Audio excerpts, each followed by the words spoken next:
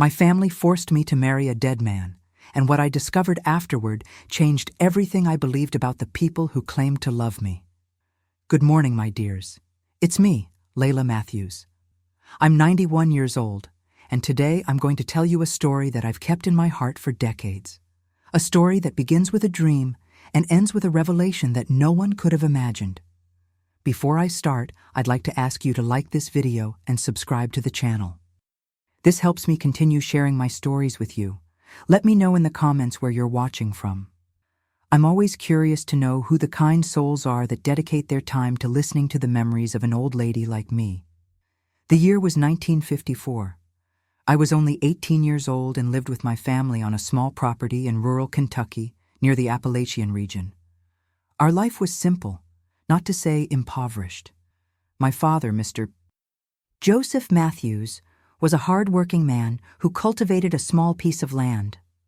My mother, Mrs. Margaret Matthews, took care of me and my 4 younger siblings. That year, a terrible drought devastated our region. The crops died, the animals got sick, and to complete our misfortune, my father contracted a fever that left him bedridden for weeks. The doctor from town said he needed expensive medicine, and our family sank into debt with the general store, the pharmacy, neighbors, with anyone who could lend us money to survive. I saw desperation in my mother's eyes every morning, saw how she hid her tears while preparing a thin porridge that had to feed 7 mouths, saw how my father withered a little more each day, not only from illness, but from the shame of not being able to support his family. I remember it as if it were yesterday. It was a Tuesday. The sun was already setting. I was returning from the river where I had gone to wash clothes for a wealthy family in town, one of the many jobs I did to try to bring home a few coins. Upon arrival, I noticed something different. My parents were sitting at the kitchen table, and for the first time in months, they were smiling. "Layla, come here, child," called my mother with an expression that mixed relief and a strange anxiety. I sat with them, exhausted from the nearly 2-hour walk from the river to our house, carrying bundles of wet clothes. "God has heard our prayers, my daughter," said my father, his voice weak but with a sparkle in his eyes that I hadn't seen in a long time. Mr. Montgomery, owner of the largest lands in the region, was here today. My eyes widened. The Montgomerys were practically legends in our region, owners of farms, businesses, and they even said they had influence in the state capital's politics. They rarely left their mansion on the hill, and when they did, it was in gleaming automobiles, leaving a cloud of dust wherever they went. "And what did he want with us?" I asked, unable to imagine what such a powerful man would be doing in our humble home. My mother held my hands on the table.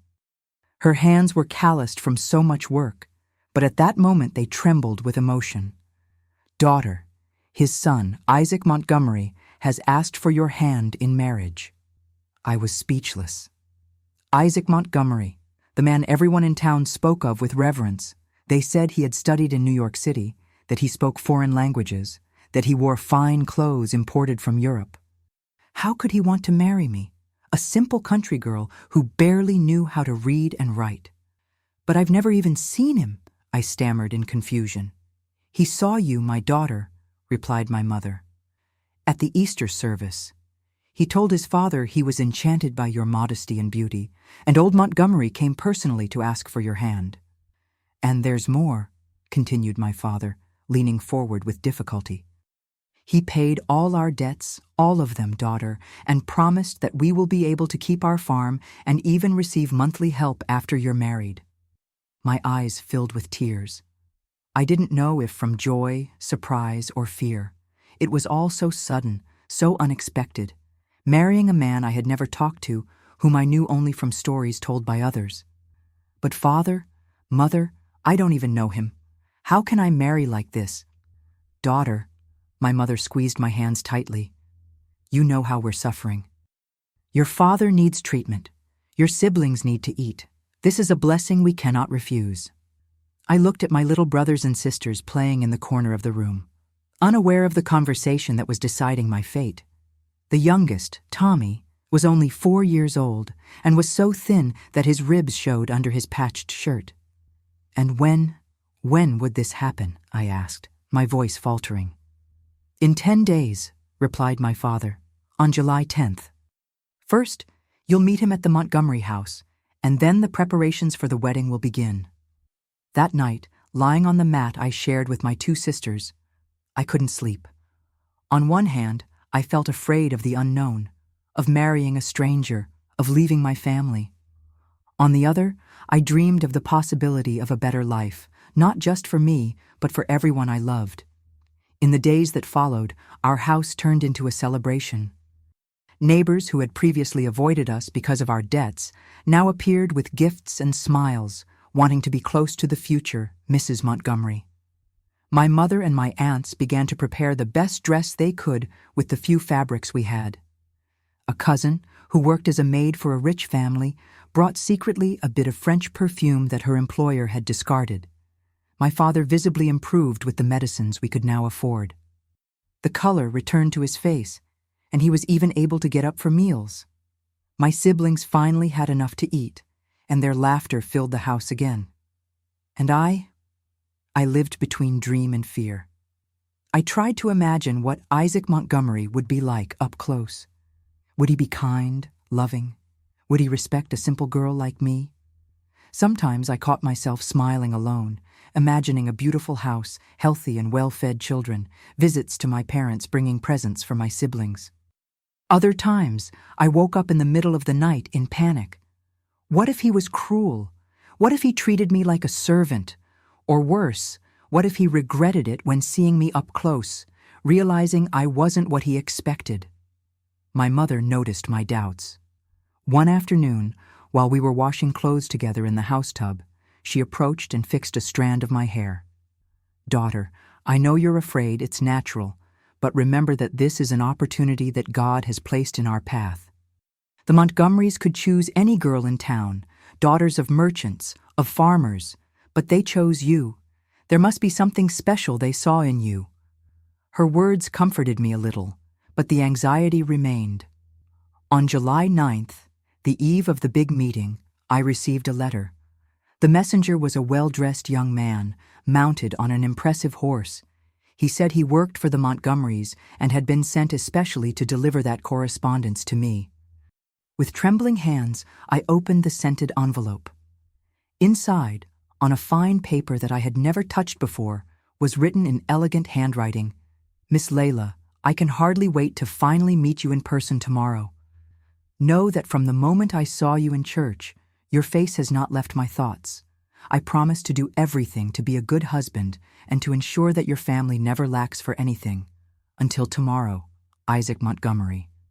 That letter was like a balm for my troubled heart. The words were kind, respectful. Maybe everything would work out after all. I showed the letter to my mother, who cried with emotion. My father read it aloud to the neighbors who came to visit, as proud as I had ever seen him. The morning of July 10th dawned with a blue sky without clouds, like a promise of better days. I dressed with the greatest care. The dress that my aunts had sewn was simple, but the most beautiful I had ever worn. It was light blue, with small details embroidered on the neckline. My mother combed my long black hair and tied it with a ribbon that she had kept from her own wedding. "You look beautiful, my daughter," she said with tears in her eyes. "You will capture his heart once and for all." At noon, a black and gleaming automobile stopped in front of our house. The driver, a middle-aged man wearing an impeccable uniform, got out and announced that he had come to pick me up for the meeting with my future fiancé. My heart was beating so hard I thought everyone could hear it.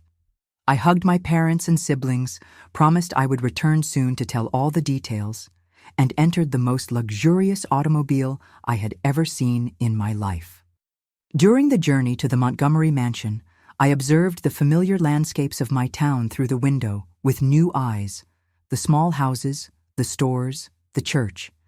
Everything seemed smaller now, as if I were already saying goodbye to that world. When we finally arrived at the Montgomery property, I was breathless. The mansion was even more imposing than they said. A 2-story building with columns at the entrance, surrounded by immaculately maintained gardens. Uniformed employees walked hurriedly along the stone paths. The driver led me to the entrance, where an elegant woman awaited me. It was Mrs. Esther Montgomery, my future mother-in-law. Tall, thin, with impeccably arranged gray hair and wearing jewelry that sparkled in the sun, she analyzed me from top to bottom when I got out of the car.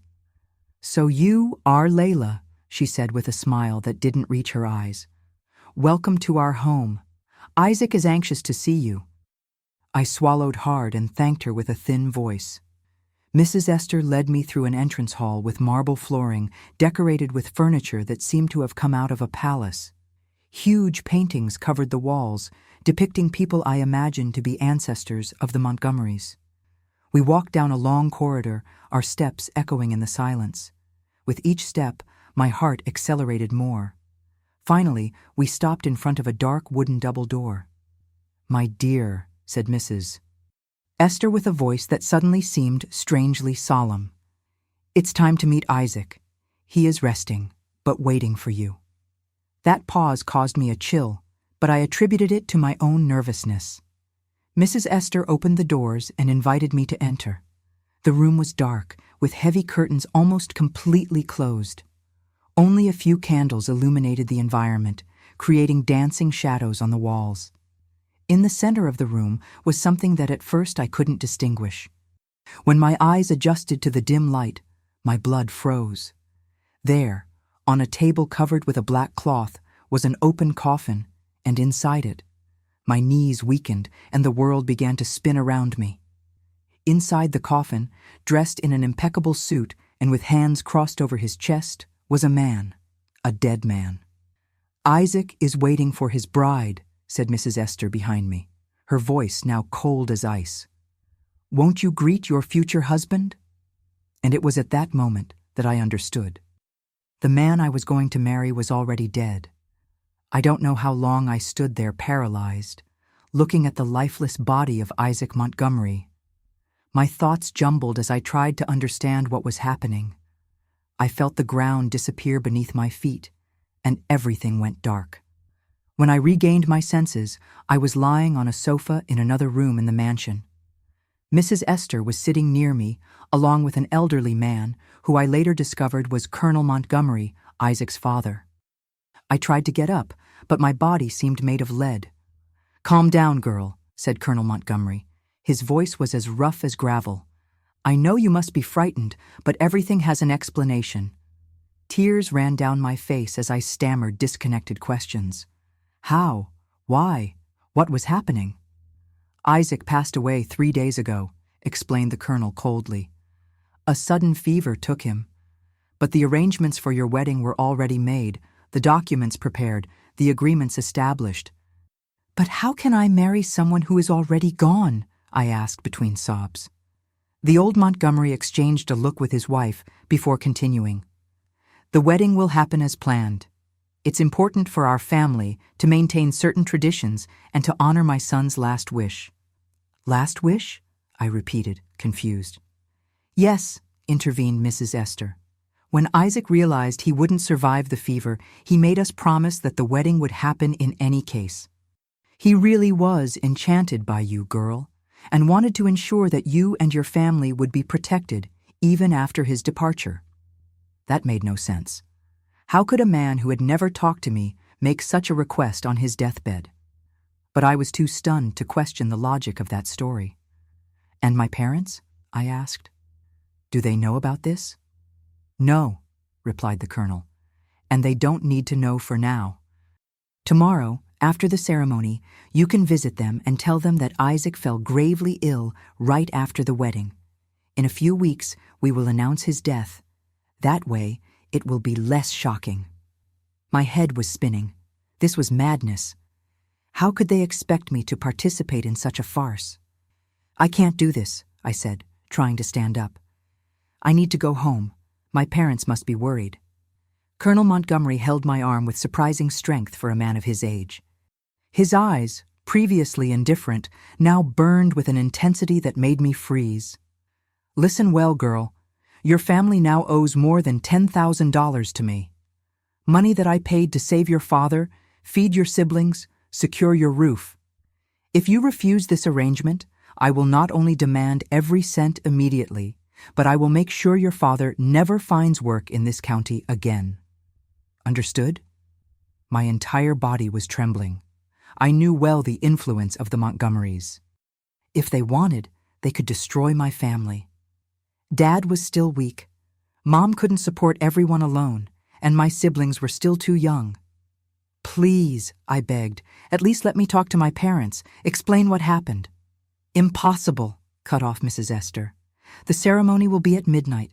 Afterwards, when everything is resolved, you can visit them briefly, under our supervision. The hours that followed were a blur of horror and despair.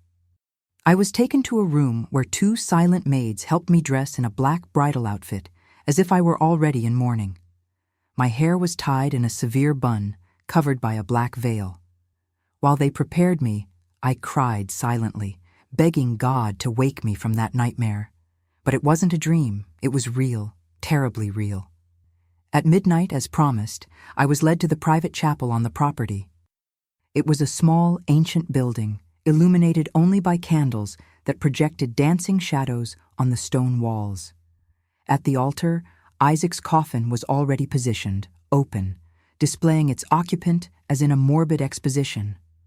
An elderly and trembling priest awaited with an indecipherable expression. Around, only about a dozen people, presumably relatives of the Montgomerys, all with faces and gazes that avoided mine. The ceremony was short and surreal. I vaguely remember repeating words they told me to say, of a ring being placed on my finger. I remember the sweet and nauseating odor that emanated from the coffin, the serene and artificial expression of the dead man they now called my husband. At some point, the priest declared us husband and wife. There was a brief silence, and then Colonel Montgomery approached me. "Now you are Layla Montgomery," he said in a low voice. "A respectable widow who will have everything she needs as long as she honors our agreement and keeps up appearances." After the macabre ceremony, I was led to a room at the back of the mansion. It was a simple room compared to the rest of the house, but still more luxurious than any place I had ever slept. There was a canopied bed, a dark wood wardrobe, a dressing table with an oval mirror, and a small window that overlooked the back garden. "This will be your room," informed Mrs. Esther. "Tomorrow, we will discuss your responsibilities as the widow of my son." She left, locking the door from the outside. I was left alone with my despair, crying until I had no more tears, praying until the words lost meaning. I didn't sleep that night. How could I? Each time I closed my eyes, I saw the pale face of Isaac Montgomery, smelled the odor of the coffin, heard the threatening words of the colonel. The next morning, Mrs. Esther entered the room with two maids who carried a tray with breakfast and several pieces of black clothing. "From today on, you will wear only mourning clothes," she declared, "as is appropriate for a widow. This afternoon, we will allow you to briefly visit your parents to explain the situation as we agreed. You will say that you married Isaac yesterday and that today he woke up very sick with the same fever that had been afflicting him for days." For how long will I need to lie?" I asked, my voice hoarse from so much crying. "2 weeks will be sufficient. Then we will officially announce my son's death. You will continue living here as his widow, receive a small allowance, and we will ensure that your family continues receiving assistance as promised." That afternoon, as promised, I was taken to my parents' house. Colonel Montgomery made a point of accompanying me to ensure I would follow the agreed script. The happiness on my parents' faces, when they opened the door for me, quickly turned to concern when they noticed my dark clothes and my worn face. Before they could ask questions, the colonel spoke up, explaining that his son had fallen gravely ill right after the wedding ceremony. "It's a mysterious fever," he said with false sadness. "The doctors are doing their best, but I fear the worst." I brought Layla for a brief visit, as she was very anxious to see her family. My mother hugged me tightly, whispering words of comfort. My father shook the colonel's hand, thanking him for taking care of me and offering prayers for Isaac's recovery. My little siblings surrounded me, showing me the small presents they had bought with the money they now had. A new top, a mended dress, notebooks for school. It was the most painful visit of my life. Every hopeful smile, every word of gratitude was like a knife in my chest. I was betraying the trust of the people I loved most, participating in a cruel lie. But what choice did I have? During the visit, I noticed how my father seemed healthier, how the house now had food in the pantry, how my siblings looked cleaner and better fed. The price of their security was my freedom, and at that moment, I decided I would pay that price, however high it might be. 2 weeks later, as promised, the news of Isaac Montgomery's death was announced. There was a large public funeral with the coffin now closed due to the progression of the disease, they explained. The entire town came to pay their condolences. I was there, dressed in black from head to toe, playing the role of the inconsolable widow. My parents and siblings cried at the loss of a son-in-law and brother-in-law they had barely known. They embraced me, offering comfort, saying I could return home if I wanted.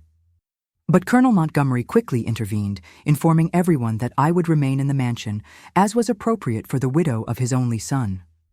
"She will be like a daughter to us now," he said with a smile that only I knew was false. "We will take care of her as Isaac would have wanted." And so began my life as the Montgomery widow.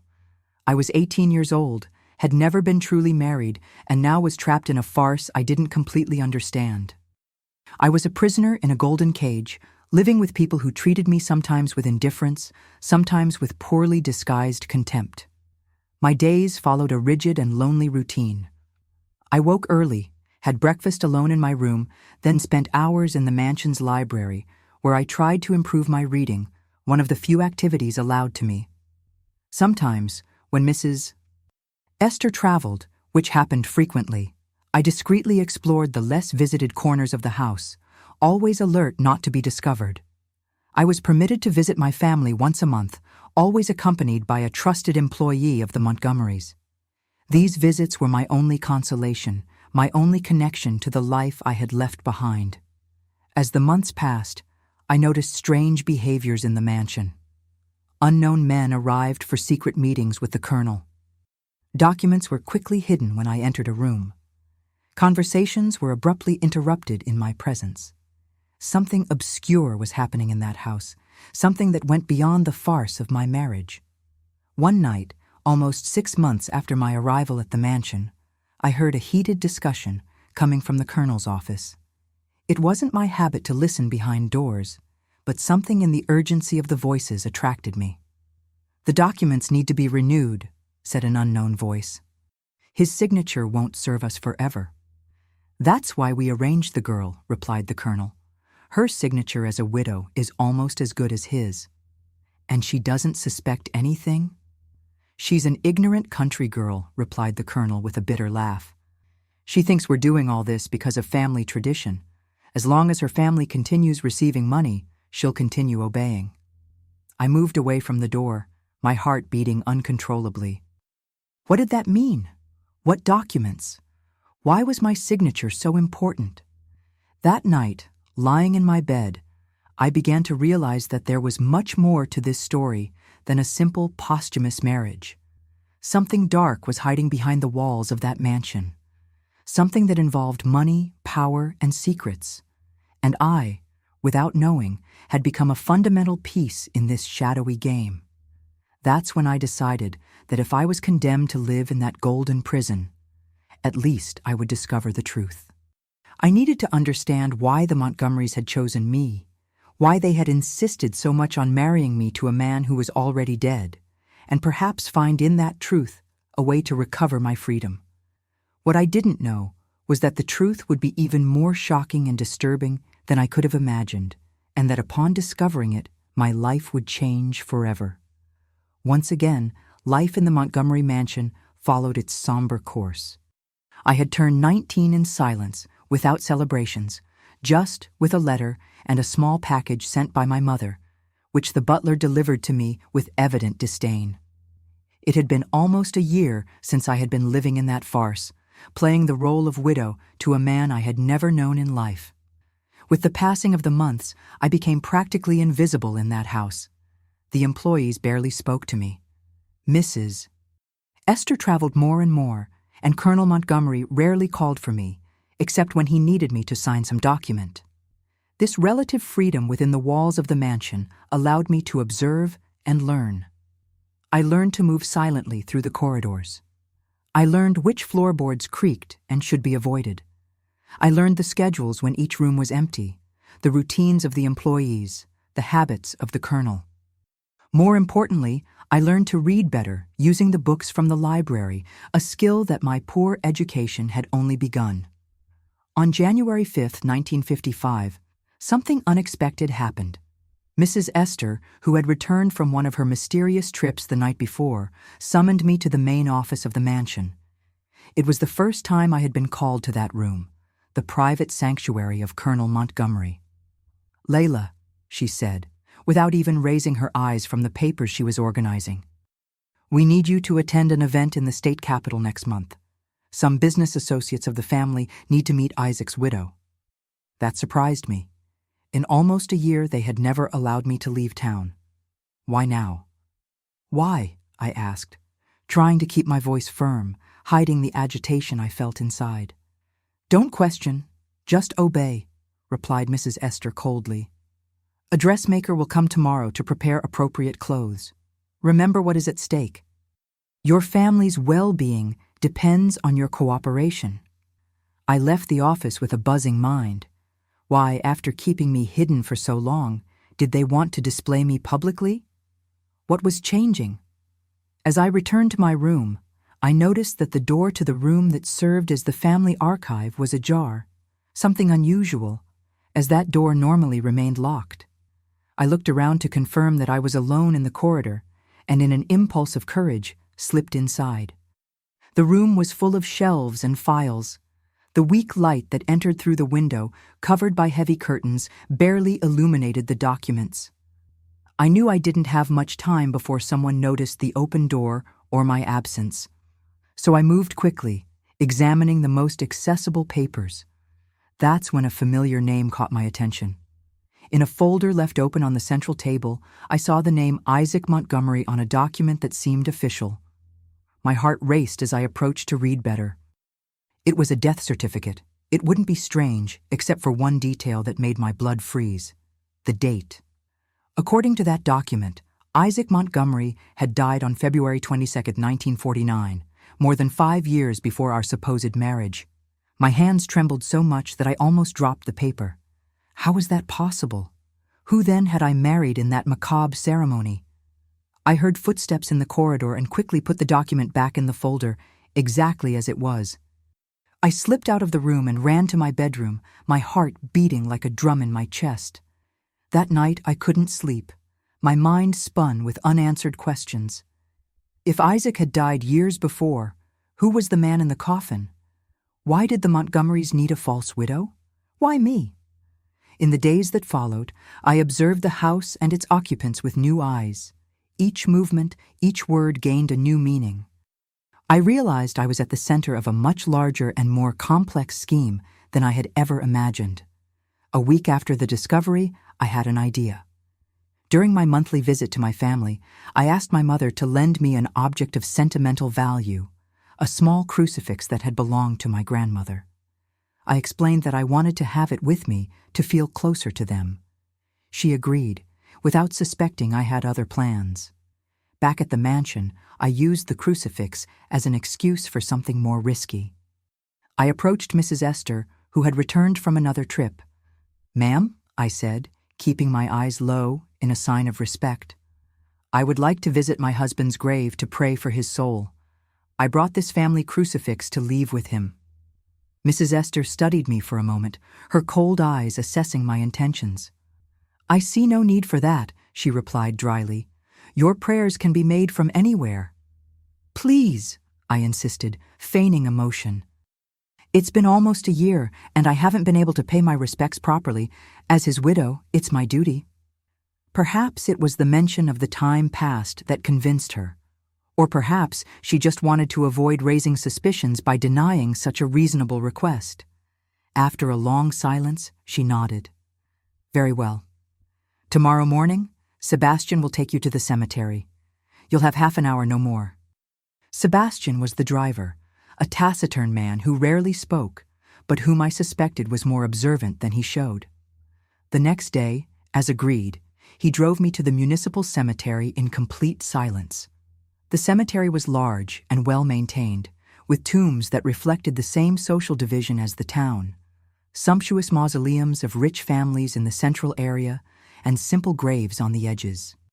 Sebastian led me directly to the Montgomery family mausoleum, an imposing marble construction with carved angels guarding the entrance. "I'll wait here outside," he said, his first comment since we had left the mansion. "Don't delay." I entered the mausoleum with a racing heart. The interior was cold and silent, with marble plaques on the walls indicating the names of the deceased. I quickly went through them until finding the one I was looking for. Isaac Montgomery, 1920–1949. There it was, in marble and gold, the confirmation of what I had seen in the document. The real Isaac Montgomery had indeed died 5 years before our fake wedding. I observed the date more carefully. Deceased on February 22, 1949, in New York City. So he really had studied there, as the story said. But what had happened? I examined the plaque for more information, but there were no details about the cause of death. Beside the plaque was a framed photograph. I approached to better see the face of the man I had supposedly married.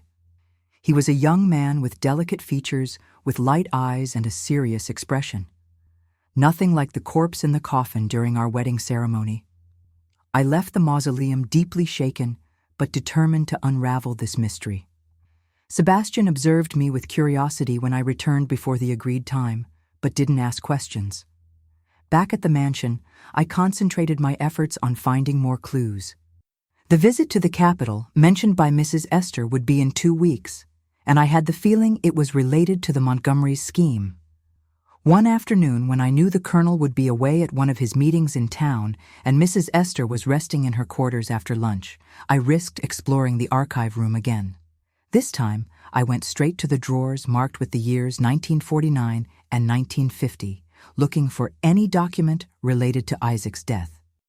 In a yellowed folder, I found newspaper clippings from New York City.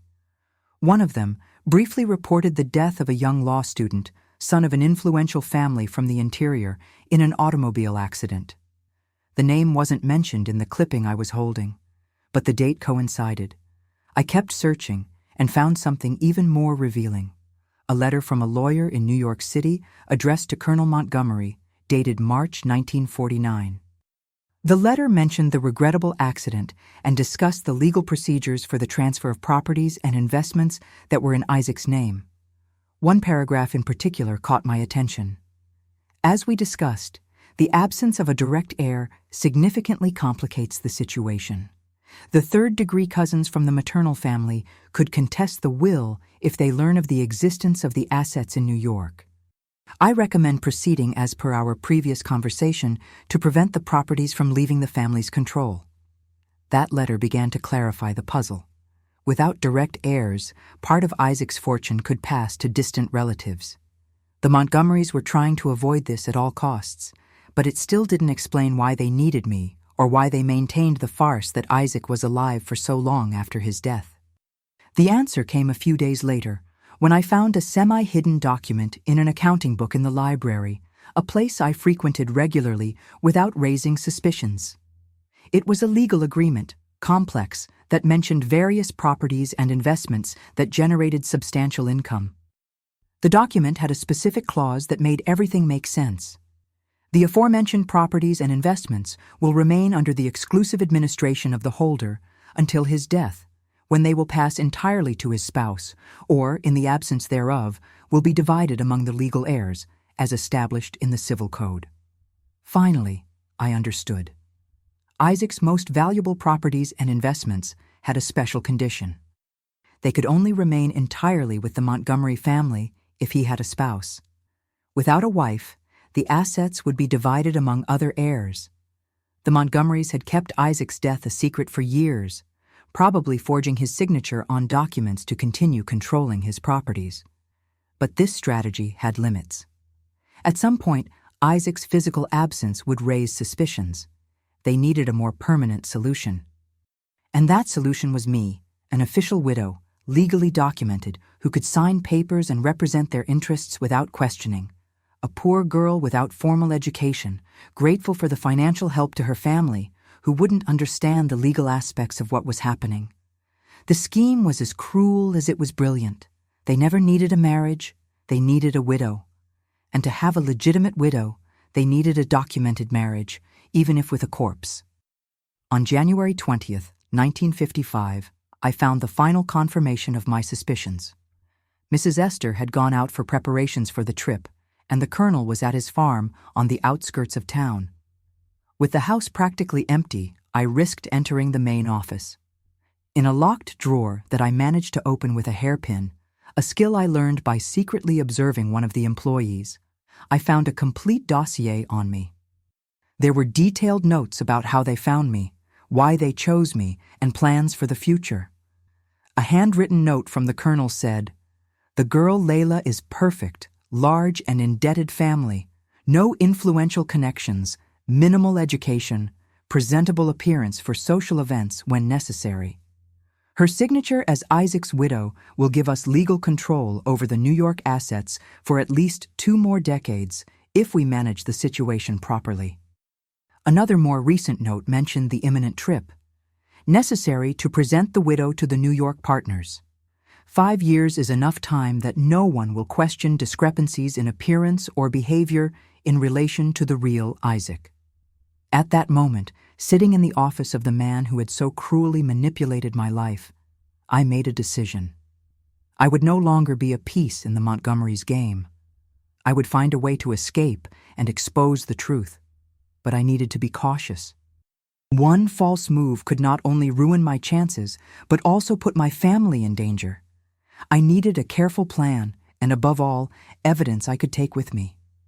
The trip to New York City would be in 10 days. It would be my only chance to escape the Montgomerys' control, and finally, reclaim my freedom. Methodically and carefully, I began to prepare my escape, knowing I would face the greatest challenge of my young life. That night, as I mentally organized my next steps, I looked at my grandmother's crucifix and made a silent promise. The farce of the Montgomery widow would come to an end, and the real Layla would finally begin to live. The 10 days leading up to the trip to New York City were the longest and tensest of my life. Every minute was a battle between the fear of being discovered and the determination to execute my plan. While Mrs. Esther personally supervised the fittings of my wardrobe for the trip, elegant but discreet morning dresses, I observed every detail of the house routine, every schedule, every habit. At night, when everyone was asleep, I worked silently in my room, using a small blade I had pilfered from the kitchen. I carefully undid the hem of one of my simplest dresses, creating a secret compartment where I hid the most important documents I had found. Isaac's original death certificate, newspaper clippings about his death, and the incriminating letter detailing the Montgomerys' plan. I also needed money. Without resources, my escape would be short-lived and unsuccessful. Luckily, I discovered that Mrs. Esther kept a small amount in her desk for household expenses. Over several days, I subtracted small amounts, not enough to be noticed immediately, but which added together would give me some survival time. The hardest part was thinking about my family. I knew that once I disappeared, the Montgomerys would probably cut off financial aid to my parents. This idea tormented me, but I also understood that remaining in that farce would mean a lifetime of servitude. If I managed to expose the truth and obtain justice, perhaps I could help them in another way. On the eve of the trip, when preparations were almost complete, I asked permission to visit my family one last time before departing. Surprisingly, the Colonel agreed, perhaps to maintain the appearance of normality. "Just remember," he warned as I left, "not a word about the real destination of the trip.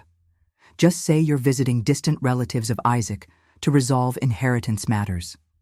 That visit was especially painful. My parents were so proud of me. The daughter who had married a rich man, and even after his tragic death, continued being respected by his family. My mother cried as she hugged me, saying how elegant I looked in my fine clothes, even if they were mourning ones. My father, now fully recovered from his illness, showed me the improvements he had made to the house with the Montgomerys' money. My siblings, all in school now, animatedly told me about their studies. The youngest, Tommy, who barely spoke when I left, now ran around the house reciting the numbers he had learned. It was a scene of simple prosperity, a happiness that I had helped provide with my sacrifice. How could I tell them that everything had been built on a lie? How could I explain that soon this security might disappear? I couldn't. Instead, I hugged each one long, keeping their faces in my memory, praying they would forgive me when they knew the truth. "I'll be back in 2 weeks," I lied, hating myself for it, but knowing it was necessary. "Take care. I love you all more than anything."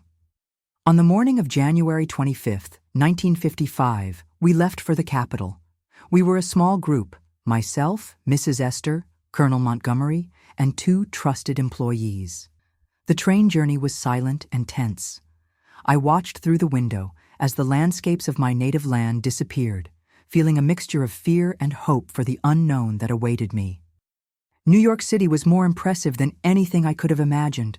The tall buildings, the busy streets, the immense cityscape. Everything seemed from another world for a country girl like me. We went directly to an elegant hotel where we occupied an entire suite.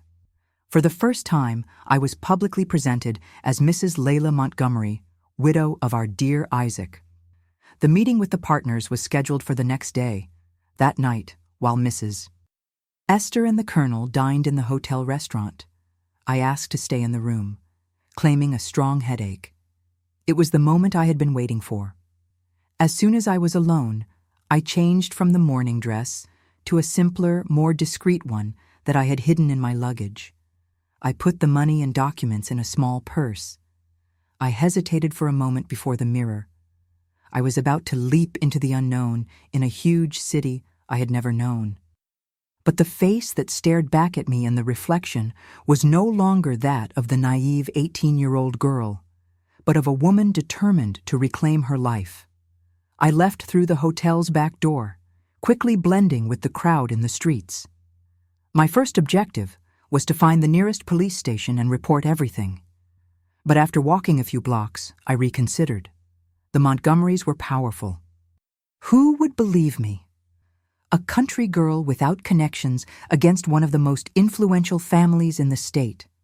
I needed help, someone with enough authority to confront the Montgomerys. It was then that I remembered a name I had seen in the documents, Dr. Augustus Lawson, a lawyer who had questioned some of the Colonel's businesses. His office was in the city center. Using almost all the money I had brought, I took a taxi to the address. It was almost night when I arrived at the imposing building. The office would be closed, but I had nowhere to spend the night and feared the Montgomerys might already be looking for me. By luck, or perhaps divine providence, when I arrived at the building, a middle-aged gentleman was leaving. I recognized him immediately from the descriptions in the documents. It was Dr. Lawson himself. "Dr. Lawson?" I called, approaching nervously. "Please, I need to speak with you." "It's about the Montgomery family and Isaac Montgomery." He looked at me with surprise and caution. "And who might you be, miss?"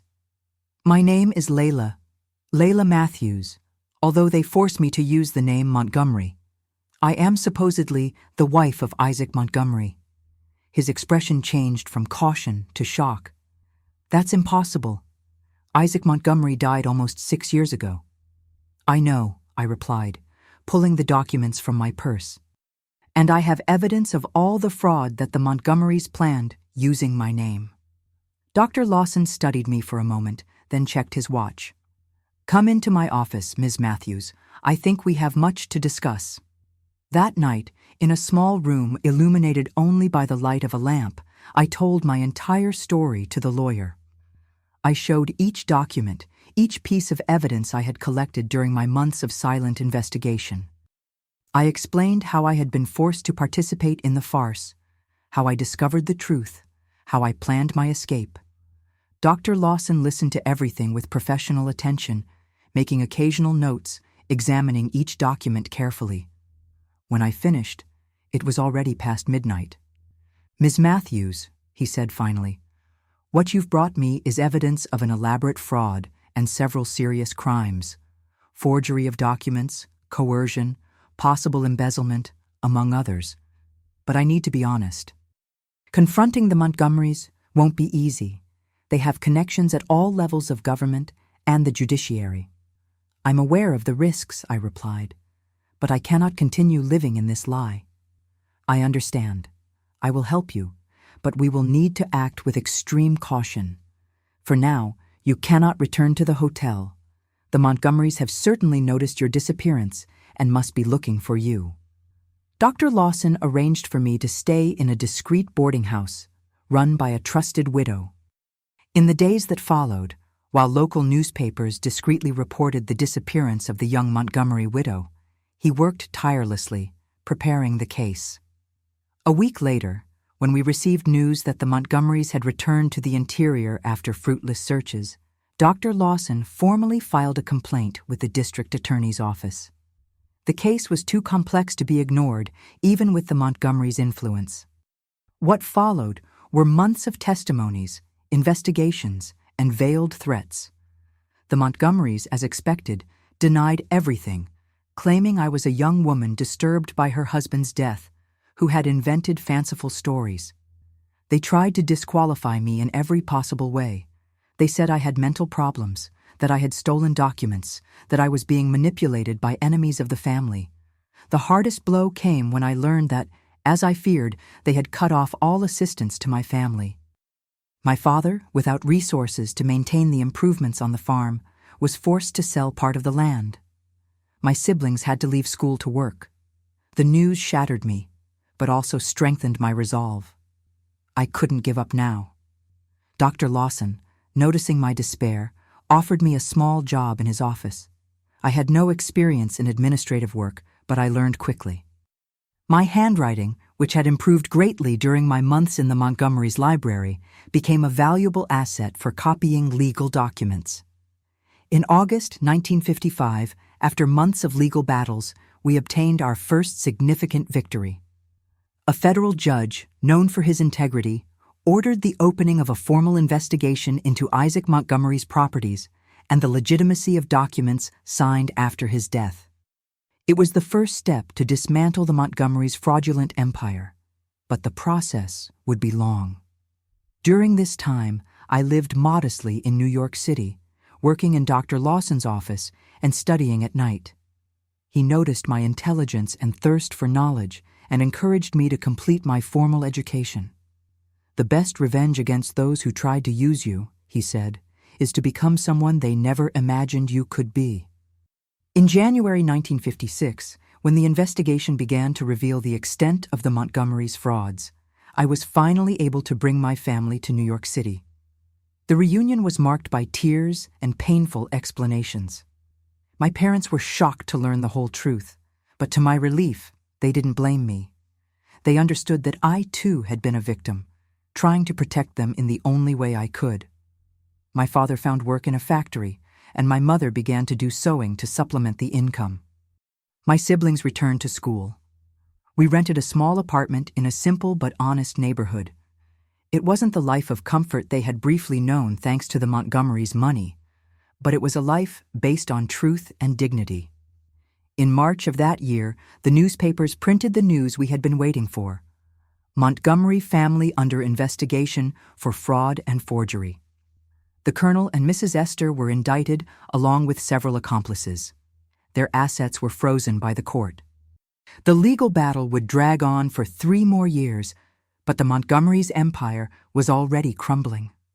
One by one, their associates began making deals with the prosecution, revealing more details of the scheme. We discovered that I hadn't been the first widow. There had been at least one previous attempt with another girl who mysteriously fell ill and died a few months after the wedding. In December 1959, Colonel Montgomery was finally sentenced to 12 years in prison for fraud, forgery, and other crimes. Mrs. Esther received a lesser sentence but also went to prison. The court determined that part of the fraudulently maintained properties should be returned to Isaac's true heirs, and another part sold to compensate the victims of the frauds, including my family. When the verdict was read, I was in law school. A dream I never imagined possible for a poor country girl. With Dr. Lawson's help, who had become a mentor and friend, I got a scholarship and was determined to become a lawyer who would fight for vulnerable people like I had been. The compensation we received allowed us to buy a modest house and ensure education for my siblings. My father, who never fully recovered from the trauma and difficulties we faced, passed away in 1962. But at least he had the consolation of seeing that justice had been done and that his family was safe. As for me, I completed my law studies in 1963 at 27 years old. I was one of the few women in my class. On the day of my graduation, while receiving my diploma, I thought of the naive young woman who had entered that luxurious automobile in 1954, dreaming of a marriage that would change her life. That marriage really did change my life, but in ways no one could have predicted. That night, back at the small celebration in our house, I kept my diploma in a box along with another document, the annulment certificate of my marriage to Isaac Montgomery, which I had received years before.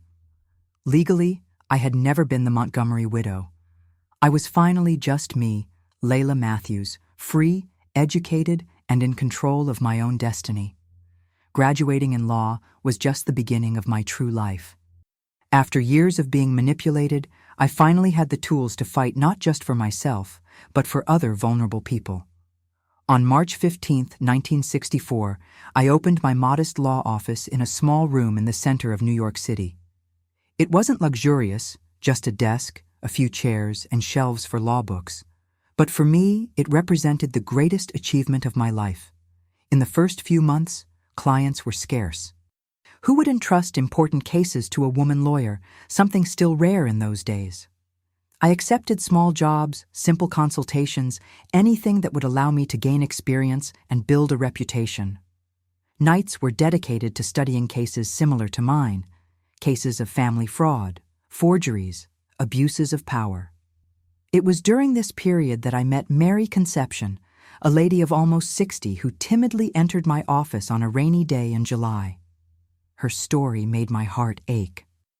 She had worked for 30 years as a housekeeper for a wealthy family who had promised to leave her a small house in their will.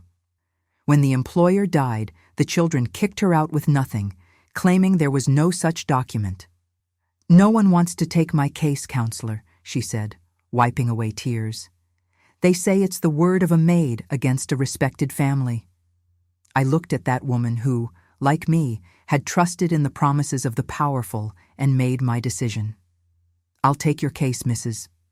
Mary, and I won't give up until we get justice." For 6 months, I worked tirelessly, gathering witnesses, former employees, neighbors who had heard the deceased mention his desire to compensate Mary's loyalty. We faced postponements, intimidation attempts, offers of miserable settlements. We refused them all. In February 1965, when the judge ruled in Mary's favor, granting her not only the promised house, but also compensation for moral damages, I realized my true vocation. I would not just be a lawyer, but an advocate for those who, like me, had been victims of people who abused their power and position. Mary's case brought other clients, mainly women in vulnerable situations, true widows who were deceived by greedy relatives, wives who lost everything in unjust divorces, domestic workers exploited by abusive employers. Each victory brought more cases. Each case taught me more about the multiple forms of injustice that existed, especially against women. In 1967, I bought a larger house for my mother and my younger siblings, who were now all studying. The youngest, Tommy, was following in my footsteps in law school, to my immense pride. My mother, who had aged prematurely after so many difficulties, could finally rest in a comfortable and secure home. It was during this time that I reconnected with Robert Fields, a journalist who had covered the Montgomery case years before. He was researching for a book on major frauds in America, and wanted to include my story. I initially hesitated. I had worked so hard to leave behind the identity of the Montgomery widow, but Robert convinced me that sharing my experience could help other people recognize similar schemes. Our meetings to discuss the book turned into dinners, and the dinners into long walks along the streets of New York. At 32, I, who had sworn never to trust a man again after the Montgomerys' manipulation, found myself falling in love with this man with a gentle gaze and firm principles. On December 20th, 1968, we married in a simple ceremony, only with close family and friends. My mother cried throughout the celebration, this time tears of true joy. When we left the church as husband and wife, I felt that a cycle was closing. My first marriage had been a macabre farce, an entry into a period of darkness. This one was real, luminous, the beginning of a new phase. Robert's book, Marriages, Lies, and Inheritances, Great Frauds of the American Elite, was published in 1969 and included a detailed chapter on the Montgomery case. The book became a success, exposing similar schemes in other regions of the country. We received letters from readers, some reporting similar situations, others thanking us for the warning. In the same year, I discovered I was pregnant. On June 2, 1970, at 34 years old, I gave birth to our daughter Clara, a name chosen to represent the light that had entered our lives. When I held her in my arms for the first time, I made a silent promise. She would never know the type of despair and manipulation I had faced. She would grow up strong, independent, educated about her rights. Balancing motherhood with career was challenging, but Robert was always a present partner, sharing responsibilities in an era when this was rare. I temporarily reduced my cases, focusing only on the most important ones, often working from home while Clara slept. In 1975, when Clara was 5 years old, I received an invitation that would again change the course of my career. A women's rights defense organization invited me to join their legal team. The work involved not just representing women in individual cases, but also fighting for legislative changes that would better protect women's rights. I accepted the challenge and plunged into a new battle. We traveled across the country, documenting cases of abuse, organizing meetings with legislators, pressing for reforms. It was exhausting work, but deeply rewarding.